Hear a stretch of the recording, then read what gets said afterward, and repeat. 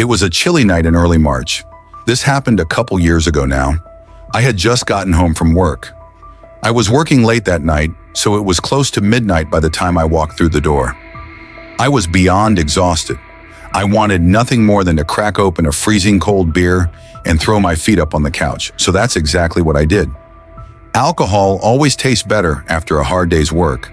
I didn't even turn on the TV immediately. I just sat there on the couch with my eyes closed and my feet elevated, trying to ignore the nagging thoughts about how stressful my life was. I remember getting frustrated while flipping through the channels because nothing was catching my eye. After sifting through for another few minutes, I ultimately gave up and opted to enjoy my beer in silence. Like everything else in my life, peace and quiet was apparently too much to ask for, because not 10 seconds later, all the lights in my house simultaneously shut off. You know that slightly fuzzy popping sound that comes a split second before everything shuts off? Yeah, there's nothing I hate more than hearing that noise. For whatever reason, our house had a tendency to lose power every so often. Now that I think about it, it still does. Anyway, my first reaction was to step outside and see if any of the neighboring houses were affected. I stepped outside and shut the door behind me, trying to preserve any heat that I might not be able to get back should I fail to restore the power. It was late, but I remember seeing at least one house on my block with their lights on, which confirmed that my house was the problem. I closed my eyes and took a deep breath, knowing that this headache would definitely spoil whatever pleasure I was hoping to salvage from the night.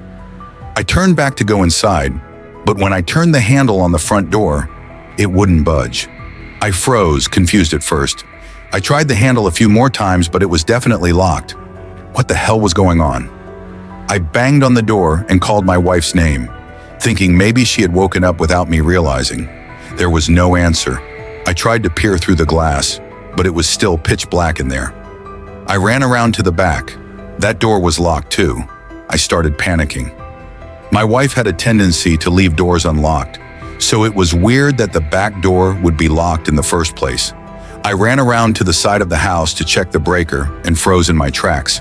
My hose, which I knew for a fact had been coiled, was laying in the grass just below the breaker box. The realization hit me like a freight train. Someone had cut the power intentionally. Without thinking, I sprinted to the nearest window and desperately looked inside one more time. This time, I was able to make out two flashlights swinging around wildly in the dark, as if two people were rummaging through my house. They were. I knew they were stealing. I was infuriated. The nerve of someone to do this while I was literally home. I reached into my pocket to call the police, only to realize that I had left my phone on the couch. After cursing under my breath, I told myself I'd just run to the neighbor's house and borrow his phone. As I started making my way to the nearest house, another more sinister thought hit me. My wife was still inside. She was probably asleep, vulnerable to whoever was in the house. I couldn't leave her there even for another minute. I sprinted back to my house and frantically grabbed some loose rocks from the yard. I started chucking them at our bedroom window, hoping to wake her up. After the third rock, she opened the window. Before she had a chance to say anything, I quietly told her what was happening and instructed her to hide in our closet. Her head disappeared immediately. She didn't ask questions. I then sprinted to my neighbor's house and banged on the door. I explained what was going on as quickly as possible and then used his phone to call the police. I waited on his porch, praying that my wife would be okay. The police eventually arrived, and I ran out to one of the cars explaining the situation as best I could. They barged into the house, but by then it was too late. The back door was wide open, and whoever had broken in was gone, with too many of our valuables to count. My wife was more shaken than I was, and understandably so. What she told me and the police made me angry at myself for not doing a better job at protecting her. To this day, I'll never forgive myself for leaving her in the house with potential murderers. Apparently, mere seconds after I instructed her to hide, she heard someone kick the bedroom door open. The person walked into the room and cocked a gun.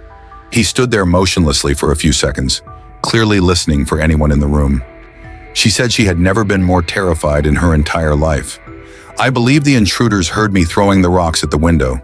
The scariest part is that we still live in this. I believe the intruders heard me throwing the rocks at the window. The scariest part is that we still live in this house. I've always lived in the shadow of my older brother. I'm not bitter about it, but it's just been the truth. He's got a successful business, and I've been trying to replicate that for the better part of 6 years now. I recently moved back in with my parents to try and find some footing. Going back home definitely felt like a step backward, but I didn't have many options. I was staying in the basement to keep out of their way as much as I could. It wasn't too bad down there. It was almost like a mini apartment. The basement had its own little kitchen, bathroom, office, bedroom, and even a TV with my old video games. With all that, I rarely went upstairs. I could pretty much live down there on my own, and it kept me from feeling like a total burden. One night, it was either Friday or Saturday, there was a pretty nasty storm blustering outside. Rain was hammering against the windows, and the wind was strong enough to rattle the whole house. I can't overstate the intensity of it. It was one of the wildest storms I had ever seen at that point. My parents were out of town for the weekend, so I had the place to myself, which was fine by me. I remember it being extra cozy down there that night. I love listening to a raging storm from the comfort of a warm bed, especially when it's late at night. There's something about hunkering down inside during a chaotic storm that really eases my mind. I was about to fall asleep to the soothing pattering of rain when the power suddenly went out. Everything clicked off at once, and I was left in total darkness. I groaned, annoyed at the inconvenience. I figured the storm must have knocked out the power, and for a second, I thought about going to check the breaker. But I didn't feel like dealing with it, not with the storm raging outside. Besides, I was about to go to bed anyway, and I didn't really know where the breaker was to begin with. I figured I'd just wait it out and deal with it in the morning. As I lay there trying to get comfortable again, I heard something. A loud, unnatural thud against one of the basement windows. It sounded heavy, like something had hit it hard. My first thought was that maybe a branch had come loose in the wind, or a tree had fallen. But the sound was sharp and deliberate, not like anything I'd heard before. As lazy as I wanted to be, I couldn't ignore a fallen tree. That was a bit of a step up from a simple power outage. Reluctantly, I got out of bed and grabbed my phone, using the flashlight to make my way over to the window. The basement was pitch black, and the only sounds were the rain pelting the glass and the low rumble of the thunder outside. I remember rubbing the fuzzies out of my eyes to try and wake myself up a little bit. I held my phone up to the window, squinting through the glass, and nearly died from my heart stopping right there. There was a man's face pressed up against the window, and he was staring in at me. His eyes were wide, his skin pale and drenched, and for a split second, he made direct eye contact with me. As soon as he saw me looking, he moved away from the window. I stumbled back, almost dropping my phone in shock. What had I just seen? I felt my heart starting to race. I could barely breathe, but I didn't have much time to process it because a few seconds later, I started hearing another sound, the sound of footsteps. I listened closely. The floorboards above my head were creaking gently. There were people in the house. Between what I had just seen and what I was hearing, I was on the verge of losing it. I was home alone, and my house was literally getting broken into. On top of everything, one of them knew I was in the basement. I couldn't think clearly with how severe the situation was. Everything was happening so fast, but I had no choice but to act. I quickly checked my phone, ready to call the police. But then I remembered that the power outage had knocked out the Wi-Fi, and with no cell service in the basement, I was trapped down there, totally cut off. I knew I couldn't just sit around and wait for these people to do whatever they'd come to do. I tried to calm myself, thinking through my options. I couldn't let those strangers just roam around my house, but I definitely didn't want to confront them head-on. I was literally stuck in a lose-lose situation. I decided I'd try to sneak upstairs, skip out the front door quietly, and then call the police once I was outside. I didn't have another choice. Keeping my footsteps as quiet as possible, I made my way up to the basement stairs.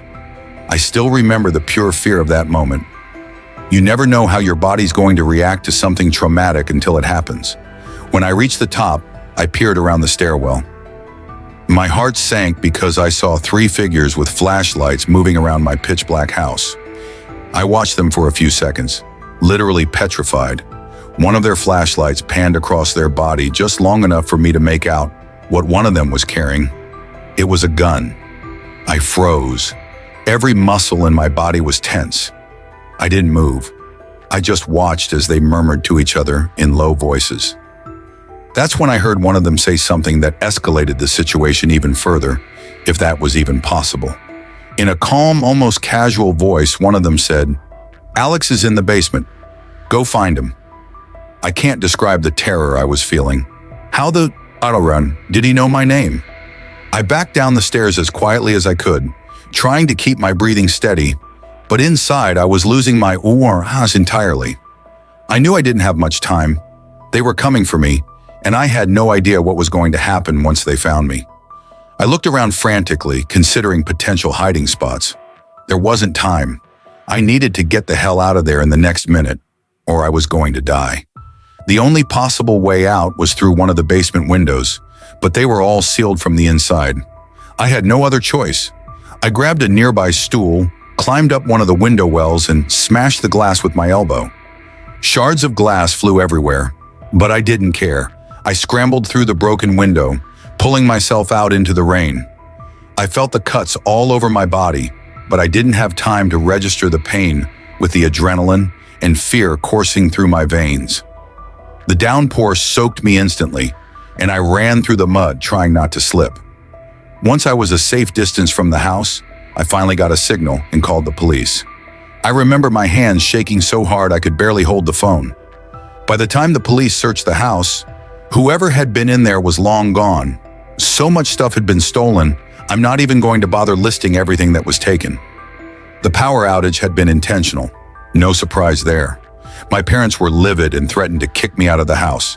I basically had to beg them not to, insisting that there was nothing else I could have done. They eventually calmed down, but I'm still pretty shaken by the whole ordeal. I still have no idea who those people were or how they knew my name. I hate thinking about what might have happened had they found me. I live in a quiet suburban area, but there are a lot of more densely populated towns within driving distance of me. A few months ago, I picked up a night shift security job at a warehouse a few towns over. It was situated in this industrial space that stretched on for miles. The building itself was isolated with rows and rows of tall metal shelves and a couple of big loading docks. The work was easy, routine checks, basic security, making sure everything stayed locked up. It was quiet, usually too quiet, but I didn't mind. I liked the solitude, and most nights I could finish my shift without much happening. It was a Thursday night, and it was pouring out. I was checking my phone every so often for updates on the storm, as I wasn't too keen on having to drive home in those conditions. Luckily, there wasn't much for me to do that night, so I at least had that going for me. The power in the warehouse flickered a few times but held steady, so I wasn't too worried. But about an hour in, the power finally gave out, plunging the whole warehouse into pitch-black darkness. I was pissed. I was the only employee there that night, so the responsibility for restoring the power was mine. I had obviously been prepped for a situation like this, but I never thought I'd ever have to actually deal with it. I stepped out of my little security room to begin the process.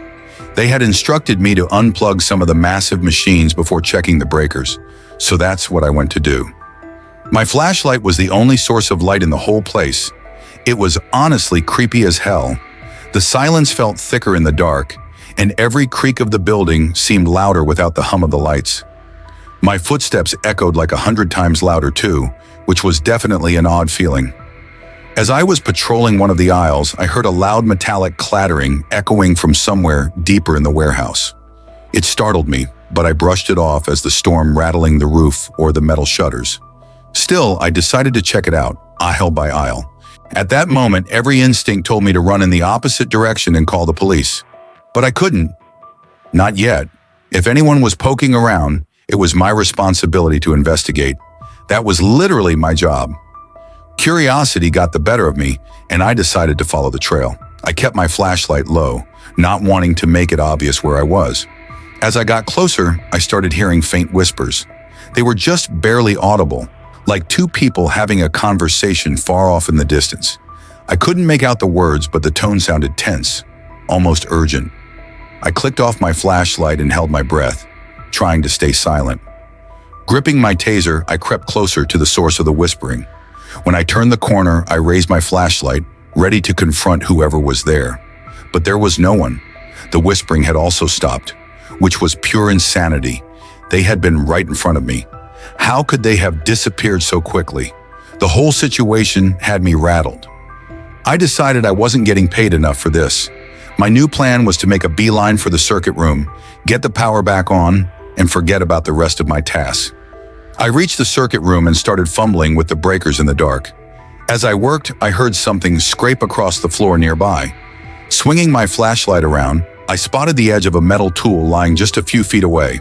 A crowbar. That crowbar hadn't been there before. This was serious. Whoever was in the warehouse with me might have malicious intentions. I yelled out that I was armed, a half-bluff considering my only weapon was the taser. My nerves were shot, but I knew I needed to get out of there as fast as possible. As I headed for the exit, a loud metallic crash echoed from the far end of the building, followed by the unmistakable sound of rushing footsteps. Adrenaline surged through me as I turned toward the noise. And there they were. Standing in the middle of the aisle were two figures dressed all in black. One of them held a crowbar identical to the one I had seen earlier. They looked at me for a split second and then, without warning, started sprinting directly toward me. I didn't think. I just ran. All the confidence I had managed to muster vanished instantly. Their footsteps thundered behind me, but I didn't dare look back. I weaved through the aisles, praying I could navigate the warehouse better than they could. After what felt like an eternity, the sound of their footsteps faded. Catching my breath, I realized they had stopped chasing me. Eventually, I found my way to the exit door and stepped outside. I immediately called the police, begging them to come as quickly as possible. To their credit, they arrived fairly quickly. By then, the two strangers were long gone, but the officers were helpful and even assisted in getting the power back on. My boss, on the other hand, was far less sympathetic. He chewed me out for running and nearly fired me over the incident. To this day, I can't shake how strange the whole encounter was. It was clear those people were messing with me, but they still chased me, with a weapon. The worst part? I still work nights in that warehouse. At least now, my boss ensures there are always two people on the shift. Still, I can't help but wonder what would have happened if they had caught up to me.